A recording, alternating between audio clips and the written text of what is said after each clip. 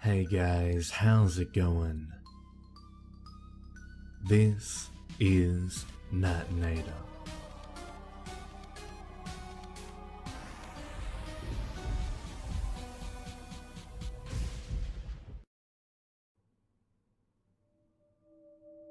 The feeling of a lingering presence during solitary moments.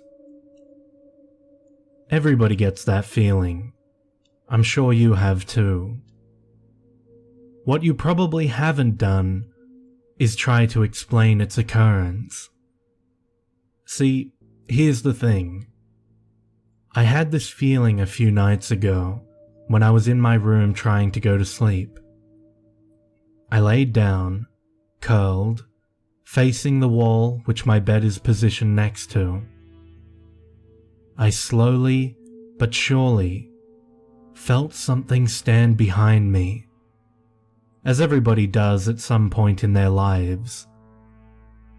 It felt like it was lording over me and staring at me to no end.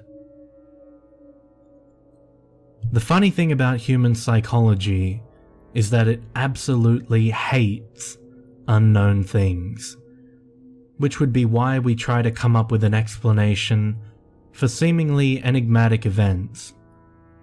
So, being the creative wizard that it is, my brain tried to associate this figure with a face.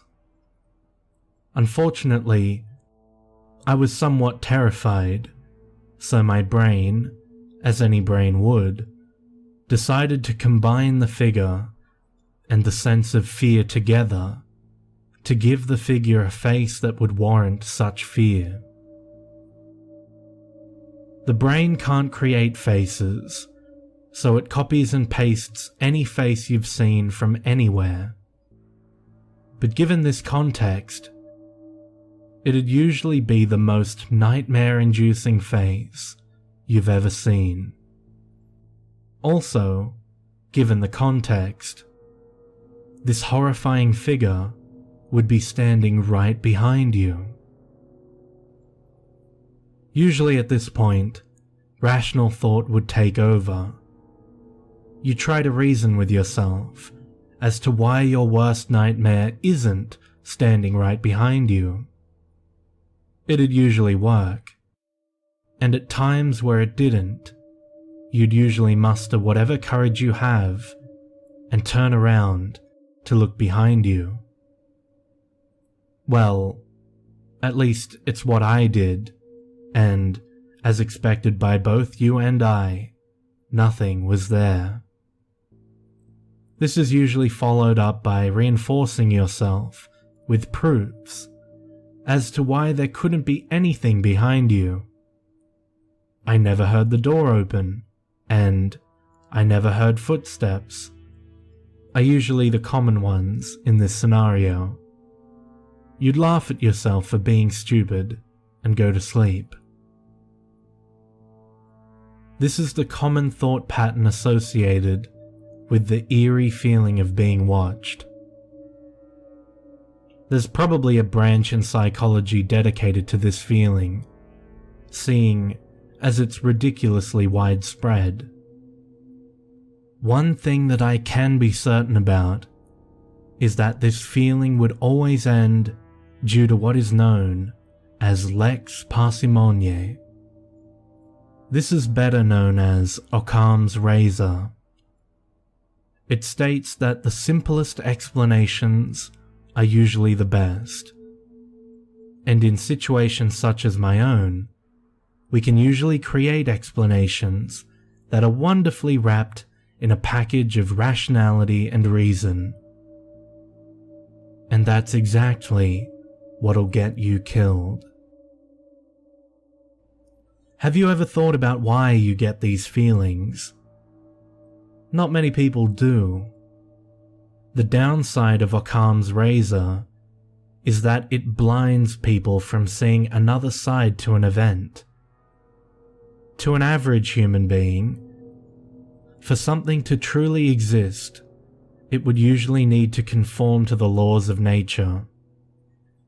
If someone right next to us decided to fly around, we would most definitely doubt our own sanity before we believe that this person is actually flying.